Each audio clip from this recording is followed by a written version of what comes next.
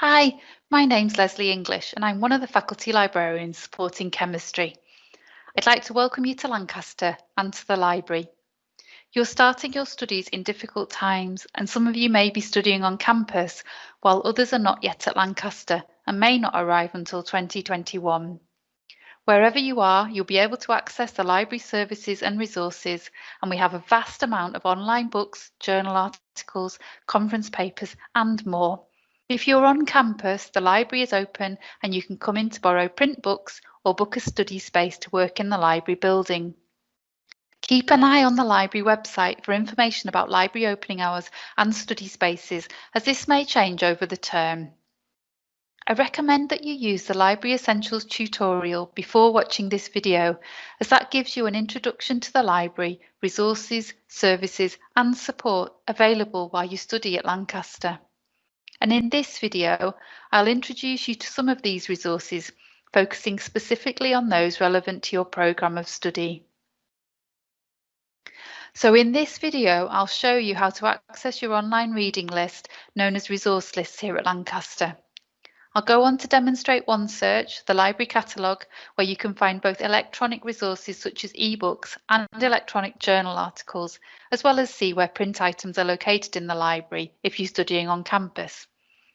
I'll show you where to find the chemistry subject guide, where you can access subject-specific ebook collections and specialist databases. And finally, I'll tell you how the faculty librarians can support you and how to contact us. So at Lancaster, we have an online reading list system. If there's an electronic version of your reading list, it'll be available through your module Moodle site. Look out for the green jigsaw icon. Usually the list shows essential or recommended reading, which may be ebooks, electronic journal articles, or other types of resources. So OneSearch is the library's catalogue, and you'll often hear library staff refer to it as the discovery tool. You can access OneSearch through the student portal, through iLancaster, Moodle and the library website. You can search for books, ebooks, articles, journals, theses and dissertations, newspaper articles and other types of resources, and you can search using keywords, words from the title or an author. I'm going to do a demo for you now. So I'm going to search for a book by Claydon called Organic Chemistry.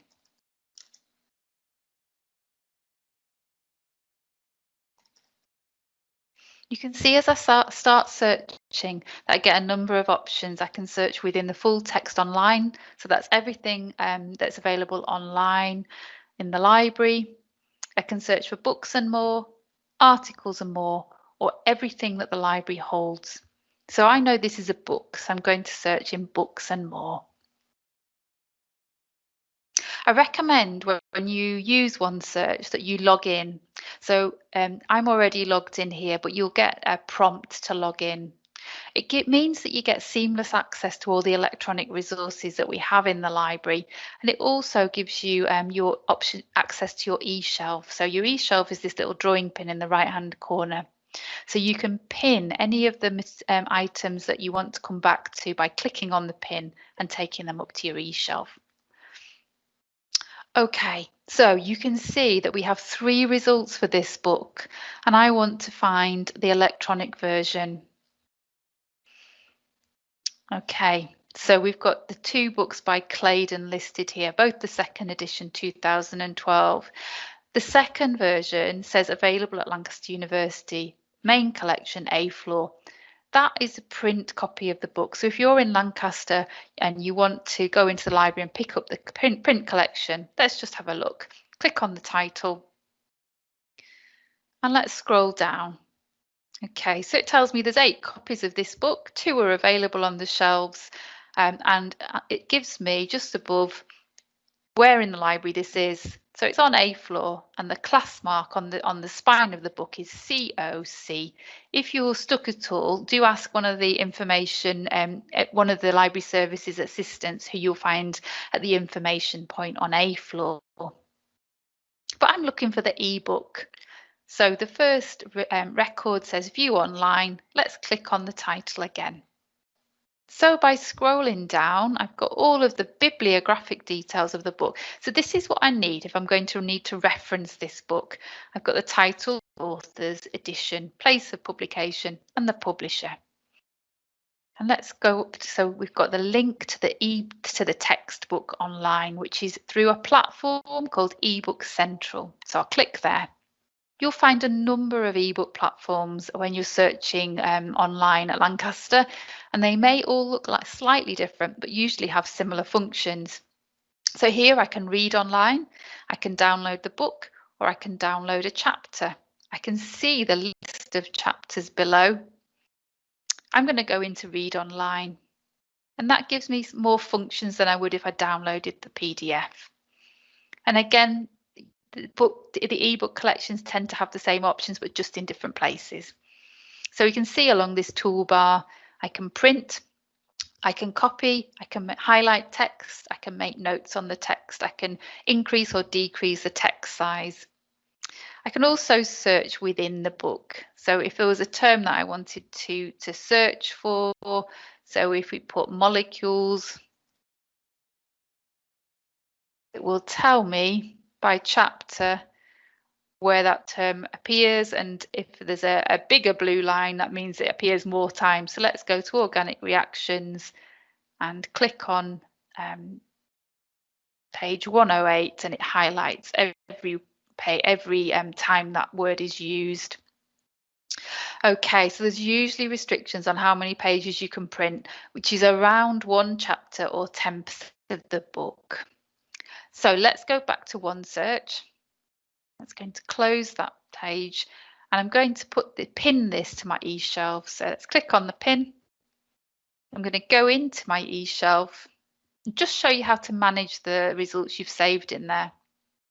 So you can see I've got 112 items saved in my eShelf. So I don't want to have to start scrolling down and to search for particular resources. So I can add labels.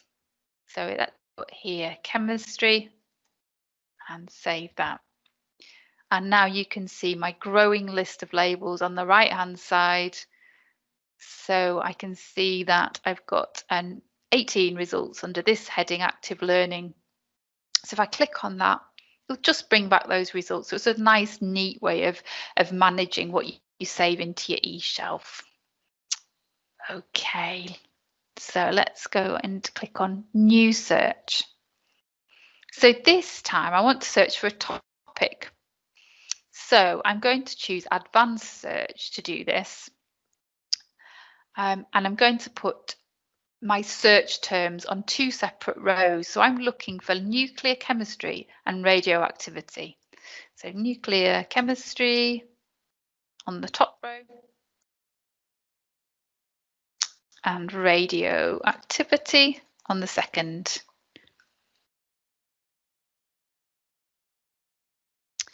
So I'm going to search within articles and more. So that will bring back articles and conference papers. And we found over 37,000 results. So I need to either add another concept to narrow my search, or I can look at the refine my results option on the right hand side. I'm going to add a new term, and I'm going to add the word coffee on search to update that search. So it's taken me down to 269 results. I'm just going to show you those options to refine your results down the right hand side. So you can refine by resource type. Okay, so I might want to just look for journal articles. Before I click on apply filters, it may be that you want to think about a date range. So when do you want the results to come from? It might be that you want to search within the last 10 years. I tend to think you should have a reason for the date range. So perhaps a key piece of research was carried out 10 years ago and you want to look for any papers published since that date. So I'm going to search for 2010 onwards. Let's just take that out. Okay. And then another useful way of refining is by subject area. So I can click on show more, And you can see from my list of results that 53 have a subject heading chemistry. So you can go through and see the subject headings in there. So if I select nuclear chemistry and apply my filters, that will refine my list to be more specific. Okay, I've said what I wanted to find, a date range, specific subject terms, resource types. From my results list, this is sorted by relevance at the moment. So I might want to look at the first few pages in relevance order. I also might want to see what look at the newly published papers, so I could sort by date newest. As with the ebooks, we can click on a title to find out more. We can get the bibliographic information, so everything we need for the reference. Where you're looking for journal articles and conference papers, you should also get the description, and that's an abstract, that's a summary of the paper. So really useful to have a look at that and see whether this paper is relevant to you. Scrolling down a bit further, you can see the list of subject headings here. And again, that can be useful to make a note of some of those terms. If you've not thought of them, then you want to bring those into your search. But let's scroll up. So I can see that this article is available in full text from 2 different databases. So I'm going to click on Springer Journals. And from here, I'm looking for the option that says download PDF. So there I can click on download and get the full text of this article. And from here, I could save this to my desktop, save it to a folder, or upload it to my cloud storage. Let's move on to subject guides. So these guides are created and updated by your faculty librarians, and the guide links you to key library resources and information for your subject area. So if you're on campus and using the physical library, you'll find a list of the key class marks so you can find the books on the shelves. And the guides also linked ebook collections and specialist databases. You can access the subject guides through the brain icon on the student portal and the library website. So let's have a look now. So I'm on the library homepage and I'm going to scroll down to the first row of tiles, and here we have the subject guide link. So we click on there and you'll see an alphabetical list of subject guides that are available. So click on chemistry and on chemistry again. The first tab is all about getting started using the library, and it includes some useful video tutorials and a link to sign up to the Library Skills for Science and Technology Moodle. It also has links to your faculty librarians where you can email, you can book an appointment, or if you scroll up, you can see the chat option. So you can use Microsoft Teams to chat with us. In the next tab, we've got Finding Books and eBooks. So you can see on here, just scroll down and you can see some of the ebook collections that are available to you, which includes the Royal Society of Chemistry ebooks. You can also see this list of key class marks for physical books, which direct you to physical books on the library shelves. Next, we have a tab Finding Journal Articles and Conference Papers. So again, scroll down, some more video tutorials here, and then you'll see a list of chemistry databases, and further down, a list of recommended interdisciplinary databases. So by using the chemistry databases, you'll find subject-specific articles, reports, and other resources which may be useful when researching a topic for an assignment. So I'm going to search within Web of Science today. Okay, so for this search, we're going to search for nuclear chemistry, and we're going to add a row, and we're going to search for radioactivity.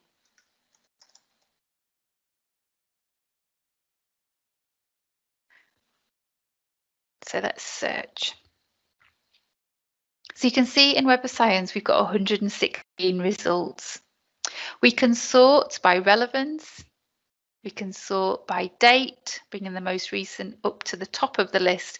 And we also have the option to sort by time cited. I'll come back to that in a moment. So, as in OneSearch, you've got the filters down the left-hand side this time to refine the search. So you can search for specific publication years.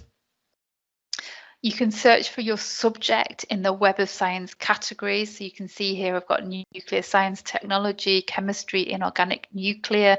So various categories that I can search through and refine to. Might want to limit it by document type. A really useful starting point is a review paper, as that's like a literature review. It gives you an overview of the key research, the key authors in that field. So have a look through if you're getting too many results, or you just want to make your search more specific. Okay, so let's have a look through. You can see that some of the results say full text from publisher. So I've got the free text, full text freely available. Some of them are just giving me an abstract, but giving me the option to find it. So find it will take me into OneSearch, and I can see if the full text is available in OneSearch. So let's have a look at nuclear chemistry, the neutron and artificial radioactivity. If I click on the title, I'll get the full details of that article. So it's from Science, and it gives me the all of the volume and pages that I'd need for the reference. It's often useful if you're going to be using a database regularly to create an account. So when you log in, you're logging in as a Lancaster University student, but by going to the site, to the sign in option and registering for an account, that means that you can save your results, you can save any searches, you can see your search history, and you can set up an alert. So if you've set up a search in this database and you want to run that regularly, the database will do that for you and just let you know when any new papers are published on your topic. So have a look at that create an alert option. I mentioned the time cited option here. So let's click on refining by time cited. So if you do find key papers on the topic that you're researching, a really good way of finding other relevant papers is to have a look through the reference list of that paper. So you can go into the paper and check through the reference list, and that's going backwards in time. But to see who has cited this paper since it was published, I can go into this time cited option, and this paper has been cited 315 times. So this shows me all the papers that have cited their original paper. Okay, and again, I can see here I've got full text for some of these papers, or I can search for the title in OneSearch, or just check in Google Scholar to see if it's freely available. So two ways there of finding like what we call a citation pearl, and looking backwards in history, looking forward since that paper was published. Just a word of warning, if a paper, there may be reasons why a paper has been cited highly, and just, you know, there are times where papers have been discredited after they've been published, but may have been cited a number of times. So just be cautious. Also, any papers that are recently published won't have been cited as many times as papers that may be published 10 years ago. So I've introduced you to some of the library resources specific to your subject area and a few different ways to access these, including resource lists, OneSearch, and your subject guide. If you need any support in finding or evaluating information or in referencing using reference management software such as EndNote, please do get in touch.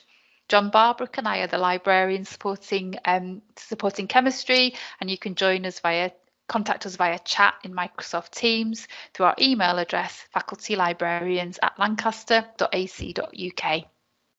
Or for a more in-depth inquiry, we have appointments available, which are currently online throughout the week, and you can book those through the Faculty Librarian webpage on the library homepage. So look out for the book an appointment link. You can also self-enroll onto the Library Skills for Science and Technology Moodle, where you can access self-directed learning material on literature searching and referencing, and keep up to date with all that's going on in the library related to SciTech. We also have a central programme of library and information skills which currently run online, and during the first few weeks of term, these include getting started using the library, a more in-depth session on literature searching, as well as sessions introducing you to reference management software, EndNote Web and EndNote Desktop. The programme runs throughout the year, and you can see what's on offer and book through the link on screen now or going to the Faculty Librarians section of the library homepage. Please do remember there are staff here to support you both online and in the library. As well as the Faculty Librarians, you can ask one of our Library Services Advisors information point on A floor or via chat on the library webpage or on OneSearch. Chat is available 24 hours a day, 7 days a week. You can keep in touch with what's going on in the library through the library website and also through social media. Due to the pandemic, things are changing all the time, so please check our library homepage before visiting. I hope you enjoy your time here at Lancaster, and good luck with your studies.